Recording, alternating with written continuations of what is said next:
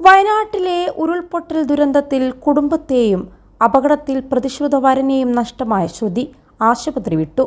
ആശുപത്രിയിൽ ആരോഗ്യപ്രവർത്തകർ നന്നായി പരിചരിച്ചുവെന്ന് ശ്രുതി പറഞ്ഞു.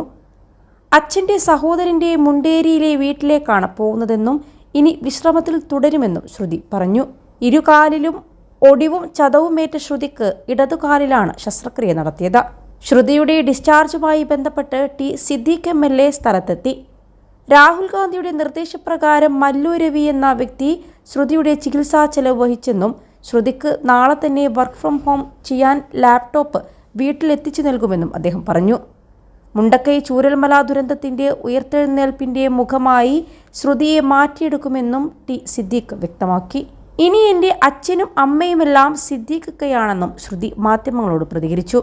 തനിക്കൊരു കുറവും വരുത്തിയില്ലെന്നും സഹോദരനെ പോലെയാണ് ടി സിദ്ദീഖ് കൂടെ നിന്നതെന്നും ശ്രുതി പറഞ്ഞു.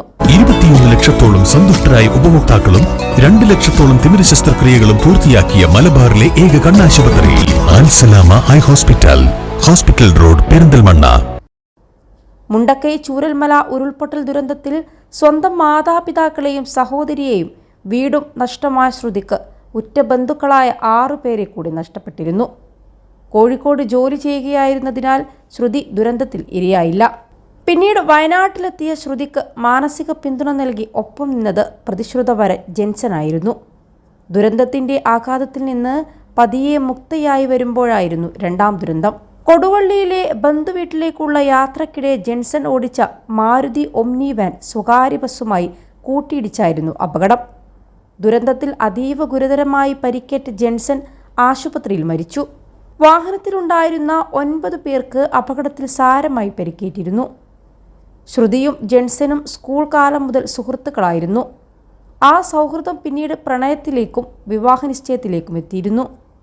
അതിനിടയിലാണ് ഉരുൾപൊട്ടൽ ദുരന്തം ശ്രുതിയുടെ ജീവിതത്തെ അപ്പാടെ ഇരുട്ടിലാക്കിയത്. ഈ വരുന്ന ഡിസംബറിൽ വിവാഹം നടത്താൻ നിശ്ചയിച്ചതായിരുന്നു. ശ്രുതിയുടെ ഉറ്റവരെല്ലാം ദുരന്തത്തിൽ മരണപ്പെട്ടതിനാൽ വിവാഹം നേരത്തെയാക്കാൻ തീരുമാനിച്ചിരുന്നു. അതിനിടയിലാണ് മറ്റൊരു ദുരന്തം കൂടി ശ്രുതിയെ തേടിയെത്തിയത്. ഇക്കഴിഞ്ഞ ബുധനാഴ്ച അമ്മയുടെ മൃതദേഹം ഹൈന്ദവാചാരപ്രകാരം സംസ്കരിക്കുകയും ചെയ്തു. കാലിന് പരിക്കേറ്റ് സ്വകാര്യ ആശുപത്രിയിൽ ചികിത്സയിൽ കഴിയുന്ന ശ്രുതിയുടെ ആഗ്രഹപ്രകാരമാണ് അമ്മയുടെ മൃതദേഹം സംസ്കരിച്ചതും. അമ്മയുടെ മൃതദേഹം ഹൈന്ദവാചാരപ്രകാരം സംസ്കരിക്കണമെന്നത് ശ്രുതി ആവശ്യപ്പെട്ടതോടെ തിരിച്ചറിയാത്ത മൃതദേഹങ്ങൾ സംസ്കരിച്ച പൂത്തുമലയിലെ കുഴിമാടത്തിൽ നിന്ന് മൃതദേഹം പുറത്തെടുത്ത് മേപ്പാടിയിലെ മാരിയമ്മൻ കോവിൽ പൊതുശ്മശാനത്തിൽ ഹൈന്ദവാചാരപ്രകാരം സംസ്കരിക്കുകയായിരുന്നു. ശ്രുതിയെ ആശുപത്രിയിൽ നിന്ന് ആംബുലൻസിൽ ശ്മശാനത്തിൻ്റെ അടുത്തേക്ക് കൊണ്ടുവരികയായിരുന്നു.